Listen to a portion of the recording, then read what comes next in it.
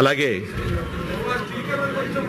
నాకు స్ఫూర్తిగా ఉన్నటువంటి వ్యక్తులు ఇదిగో ఇక్కడ నేను పొందుపరిచినటువంటి ఈ చరిత్రకారులు, మానవ రూపంలో ఉన్న మహనీయులు, దైవాంశ సంభూతులు, బడుగు బలహీన వర్గాల కోసం తన జీవితాన్ని వెచ్చించినటువంటి మహాపురుషుడు డాక్టర్ అంబేద్కర్. మనందరికీ ఇంత చక్క స్వేచ్ఛాగాలు పీల్చుకుంటున్నామంటే కనుక మనందరికీ స్వాతంత్రం తీసుకొచ్చిన, గ్రామ స్వరాజ్యం వచ్చినప్పుడు అది నిజమైన స్వరాజ్యం, స్వాతంత్రం అని తెలియజెప్పినటువంటి బాపూజీ. ఎక్కడో విదేశాల్లో పుట్టి మన భారతదేశం, నేను పదవుల కోసం అధికారం కోసం కాదు, ఒక మానసిక సంతృప్తి కోసం ఈ యొక్క ప్రజాసేవలోకి వస్తున్నాను, ప్రజల మధ్యకి వస్తున్నాను.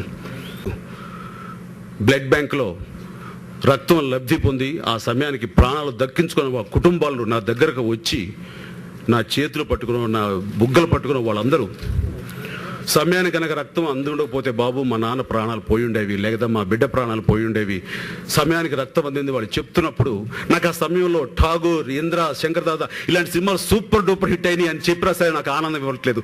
ఇంటికి వచ్చిన తర్వాత ఆర్ద్రతతోటి, ఇంకా షివరింగ్ హార్ట్ తోటి, ఒక స్పందంతో ఇంటికి వెళ్ళి కుటుంబ సభ్యులతో నేను షేర్ చేసుకున్నప్పుడు పొందే ఆనందం అంతా ఇంత కాదు. అంటే ప్రజాసేవలో ఎంత సంతృప్తి ఉంది, ఎంత ఆనందం ఉందని నాకు తెలిసి వచ్చిన క్షణాలు ఆ క్షణాలు.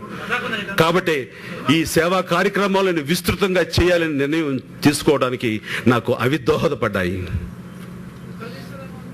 కాబట్టి ఈ రోజున సభాముఖంగా మరొకసారి మనసు విప్పి మనస్ఫూర్తిగా చెప్తున్నాను, ఇక నుంచి నా జీవితం ప్రజల కోసం, ప్రజలతోనే, ప్రజలకే అంకితం అని మనస్ఫూర్తిగా చెప్తున్నాను.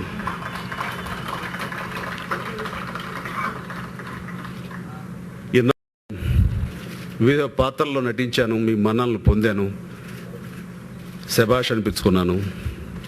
కానీ ఇప్పుడు కొత్త ఈ పాత్రలో నటించే అవకాశం లేదు, కేవలం జీవించాలి, జీవిస్తాను.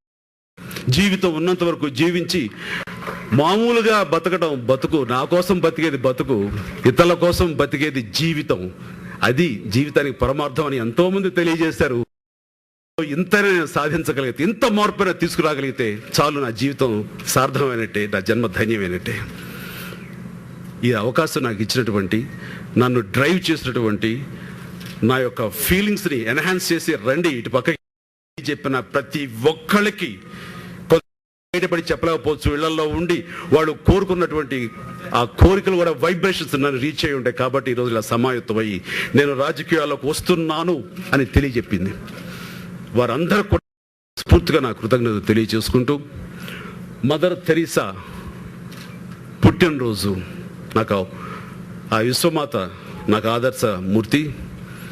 ఆవిడి రోజున తిరుపతిలో 26వ తారీఖున ఏర్పాటు చేస్తున్నాం. ఆ సభలో నన్ను ఇన్స్పైర్ చేసినవి, నేనేమిటి, నా జీవన విధానం ఏంటి, ఎలాగొచ్చాను, ఏం చేశాను, ఏమి చేయాలనుకుంటున్నాను, ఇవన్నీ కూడాను నన్ను నేను ఆవిష్కరించుకునే అవకాశం నేను ఆ సందర్భంగా. దాంతో మీరందరూ వచ్చి ప్రత్యక్షంగా నాకు సంఘీభావాన్ని తెలియజేసి చేయి కలిపి